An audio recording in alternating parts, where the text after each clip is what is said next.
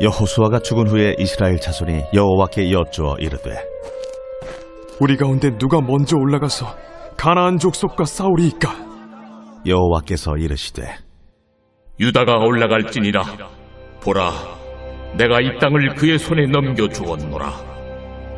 유다가 그의 형제 시므온에게 이르되 내가 제비 뽑아 얻은 땅에 나와 함께 올라가서 가나안 족속과 싸우자. 그리하면 나도 내가 제비 뽑아 얻은 땅에 함께 가리라.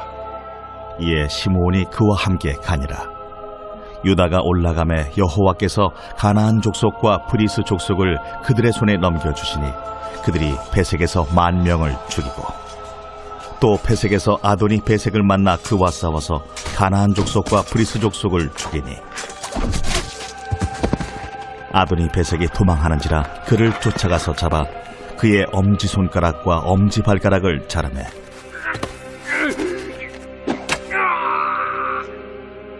아도니 베색이 이르되 옛적에 70명의 왕들이 그들의 엄지손가락과 엄지발가락이 잘리고 내 상 아래에서 먹을 것을 줍더니 하나님이 내가 행한 대로 내게 갚으시미로다. 무리가 그를 끌고 예루살렘에 이르렀더니 그가 거기서 죽었더라. 아침을 여는 묵상으로 월요일을 복되게 시작하시는 기류의 교회 교우 여러분, 주님께서 오늘 우리의 삶 모든 자리 가운데 풍성한 사랑과 은혜, 참된 기쁨과 소망을 베풀어 주시기를 간절히 축복합니다. 오늘부터 우리는 하나님의 통치하심과 12명의 사사들의 이야기를 기록하고 있는 사사기를 묵상합니다. 뛰어난 한 개인의 이름을 제목으로 가진 여호수아와 달리 사사기는 사사라는 직분을 따라 지어진 복수 형태의 이름을 가진 책이죠. 사사들은 여호수아가 죽고 사무엘이 등장하기 이전까지 평시에는 이스라엘 백성의 법적인 문제를 해결해주고 적군이 침입할 경우에는 그들과 싸워 몰아내는 일을 주도합니다. 사사기는 여호수아의 죽음에서 왕정체제 등장까지의 기간을 다루고 있죠. 여호수아 시대와 달리 사사시대는 시대 전체를 좌우할 만큼 뛰어난 개인이 나타나지 않습니다. 카리스마적인 사사들이 간헐적으로 등장하기는 하지만 사실상 시대 전체는 내리막길을 향하죠.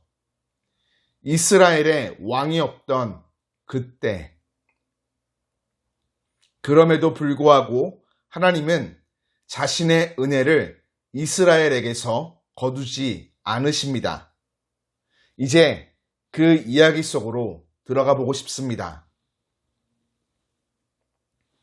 위대한 하나님의 구원을 목격했던 여호수아와 그의 동시대인들이 사라진 이후 이스라엘 백성들은 하나님을 잊고 영적인 혼란의 시기에 빠지게 됩니다. 가나안 7족속을 멸절하라는 명령에 순종하지 않은 이스라엘 백성들은 이들의 영향을 받아 서서히 가나안화되어 나중에는 소돔과 고모라를 방불케 하는 죄악된 모습을 보이죠. 오늘 우리가 읽은 본문 1장 1절은 여호수아가 죽은 후에라고 시작하며 암울한 시대가 시작되었음을 암시합니다. 이 패턴은 여호수아 1장 1절에 여호와의 종 모세가 죽은 후에 라는 표현과 매우 비슷합니다. 그러나 큰 차이점이 있다면 여호수아서에서는 모세가 죽은 후에 하나님이 예비하신 훌륭한 지도자 여호수아가 세움을 받지만 사사기에는 여호수아가 죽은 후에 뒤를 잇는 후계자가 없다는 것이죠. 이는 곧 앞으로 다가올 영적 혼란을 예견하게 합니다. 본문에는 여호수아가 죽은 이후에 벌어지는 이스라엘 백성들의 첫 번째 전쟁에 관한 내용이 기록되어 있습니다. 이스라엘 백성은 가나안 사람들과 전쟁하기 전에 먼저 하나님께 어느 지파가 올라가 싸워야 하는지 물어봅니다. 모세와 여호수아 같은 지도자들이 있던 시기에는 이들이 하나님께 여쭈어 보았지만 이제는 이런 지도자가 없기에 직접 하나님께 묻는 것이죠. 하나님은 유다 지파가 앞장서도록 지시하십니다. 하나님의 이런 뜻은 야곱을 통해 유다에게 이스라엘 백성의 리더십을 부여하실 것이라는 창세기의 예언과 맥을 같이 합니다. 유다 지파는 자신의 영토 안에 땅을 분배받은 시므온 지파에게 함께 싸움에 올라가자 제안하죠. 하나님께서 가나안 사람과 브리스 사람들을 유다 지파의 손에 넘겨주셔서 베색에서 10,000명을 무찌르게 됩니다. 여기서 유다 지파는 아도니 베색, 해석하면 베색의 주인을 잡아 그의 엄지손가락과 엄지발가락을 잘라버립니다. 신체를 절단하는 악습은 고대 근동의 전쟁에서 흔히 있는 일이었습니다. 엄지손가락을 잘리면 칼이나 창을 잡을 수 없고 엄지발가락을 잘리면 제대로 걷지를 못합니다. 이는 적을 더 이상 싸울 수 없도록 만드는 행위이며 더불어 생명을 구걸하는 수치심을 주기 위한 조치였죠. 손가락과 발가락이 잘린 아도니 베색은 자신이 과거 70명의 왕들에게 행한 일, 그들의 손가락과 발가락을 자르고 그들로 자기 밥상 아래에서 음식 부스러기를 주워 먹게 했던 악행을 떠올립니다.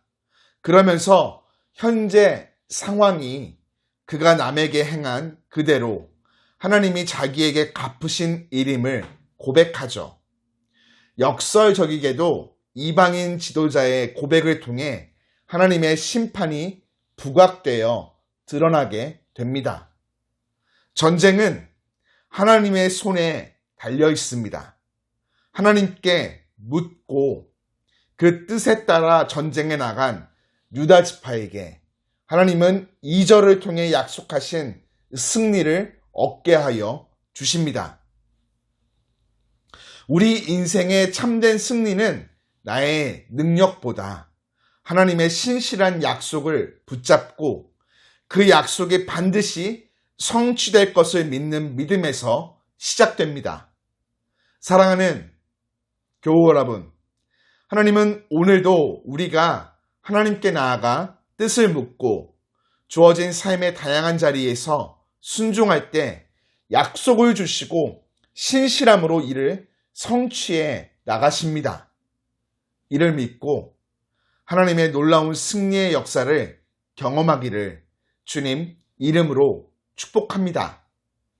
한 걸음 더 나아가 우리는 유다 지파의 전쟁 승리 앞에서 불편한 마음을 경험하게 됩니다.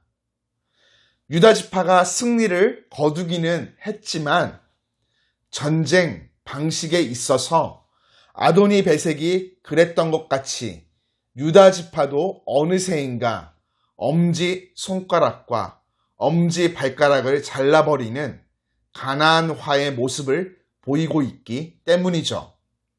세상의 방식을 따르는 불길한 모습을 보게 되는 것입니다.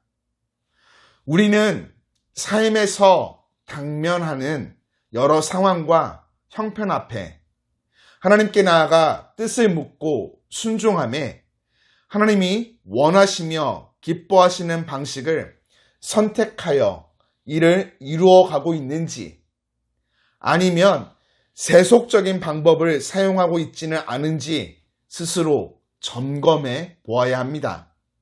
하나님이 우리에게 원하시는 것은 하나님의 뜻을 세상의 방식으로 이루어가는 승리가 아닌 하나님의 방식으로 이루어가는 승리입니다. 하나님이 원하시는 방법으로 선한 싸움에 승리를 거두는 것이 우리의 신앙생활에 자리 잡도록 훈련해야 하겠습니다. 하나님의 은혜로 새롭게 시작하는 오늘, 하나님께 뜻을 묻고 하나님이 원하시는 방법을 따라 순종함으로 참된 승리를 거두는 기리의 교회 모든 교우가 되시기를 주님 이름으로 축복합니다.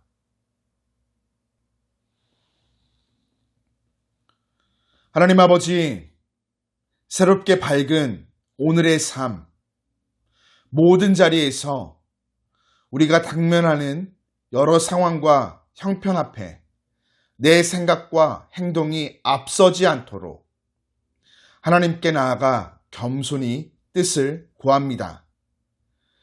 말씀 묵상과 기도로 뜻을 구하며 성령의 충만한 역사 아래 선명하게 깨달아 알 수 있도록 은혜를 베풀어 주시고, 뜻을 이루어가며 세상이 추구하는 방식이 아닌 하나님이 원하시며 기뻐하시는 하나님 나라의 방식을 따라 승리를 거두어 참된 기쁨을 누릴 수 있도록 친히 우리의 삶을 인도하여 주옵소서. 하나님과 함께 동행함으로 오늘의 나의 삶이 찬란한 봄날같이 빛나도록 주님 복내려 주옵소서. 예수님 이름으로 기도드립니다. 아멘.